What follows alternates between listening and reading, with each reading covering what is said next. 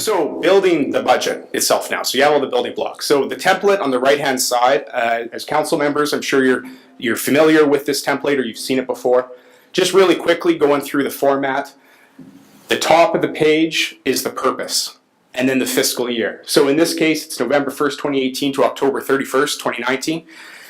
All your strata corporations will have respectively different fiscal year ends. From the far left-hand side, so that's all the revenue and expense line items and the respective general ledger codes. That formatting is an exact replication of your monthly financial statement packages. So the financial statements you're seeing every month follows this existing format. On the far left-hand side, this actual column, so right here it says September 31st, 2018. So that will be the figures that are used in the 11th month package of the financial statements. And I specifically used this as an example template because the last slide we talked about year-end actuals versus projections. In this example, we've got 11th month financials, so actual numbers we're working with, and then in the probable column, we have to now start including an estimate. So the probable column is the 11th month period that agrees to your financial statements plus estimates. So that's what that means. And that's why it's totally fine to be using this from a forecasting purpose, but now we're starting to put some estimates in it. So we're not working with as concrete numbers. So the next column, if you can, I'm not sure if you can see it, but the 2017-2018 column is last year's budget. So that's just included in there from a comparison perspective.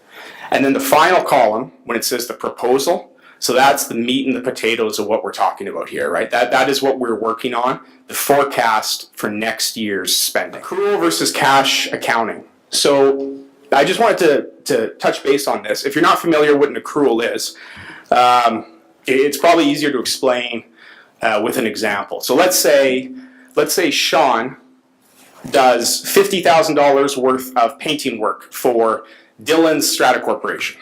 Sean is really good at what he does, but he's very expensive. Well, there you worth go. it though, value. Value.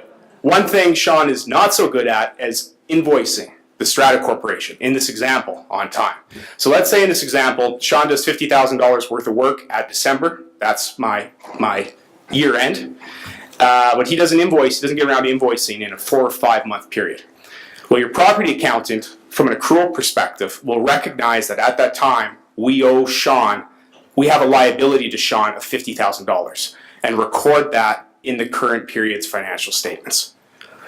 So why that's really relevant from a forecasting perspective is what you're working with is a realistic estimate of the total costs incurred for that particular year.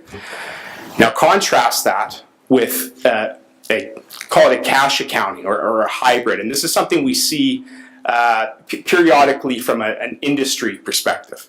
That same hypothetical example, that transaction wouldn't be recorded because it's based on the timing, the ins and outs of actual cash paid and received.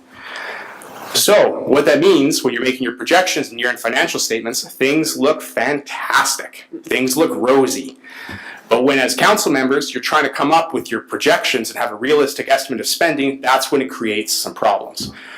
We had a recent transition building. Actually, it was a really big-sized building, and it was driving the treasurer on that particular Strata Corporation crazy because they were having a hard time with their projections and their planning. And from year to year, they were always out, and it had to do with this accrual accounting method. So I just wanted to bring that to everyone's attention here as treasurers.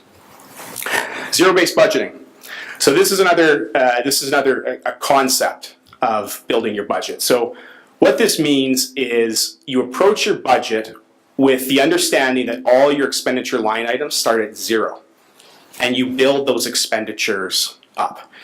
So for example, if we used alarm monitoring, I wouldn't look immediately at what was spent last year. I would go, what are we paying for, what's our current contract at? Do we have any projected increases? And then that becomes my alarm monitoring number. So you kind of back into what your strata fees would be and then take a look at the budget at the end and reconcile. So it's just more how you're approaching the budget piece. And what I really like about about zero-based budgeting is it really gets the user, preparer of the budget, to focus and optimize costs, because you really have to think about it. The downside, it takes a lot more time. And I've been there too. It's a lot easier to look at something last year and go, we spent X, inflationary, 2%, let's call it a day. For small expenditures, that's probably okay, but this concept of zero-based budgeting is a tactic to use. My last item, historical financial information. Zero-based budgeting really helps for that concept when you're talking about fixed contracted expenses. But what do you do when it's something variable, like repairs and maintenance, which is GL7240 for all the treasurers out there? Sean, what's an example of a repair and maintenance cost? Repair and maintenance would be like dryer vent cleaning if you don't have a separate line, carpet cleaning. You know how you have the door closers that so the door doesn't slam? Well, they have to be adjusted seasonally because when it's cold out, they slam a lot easier, so you just need someone to go around with a screwdriver and adjust those. Those will all be repair and maintenance items.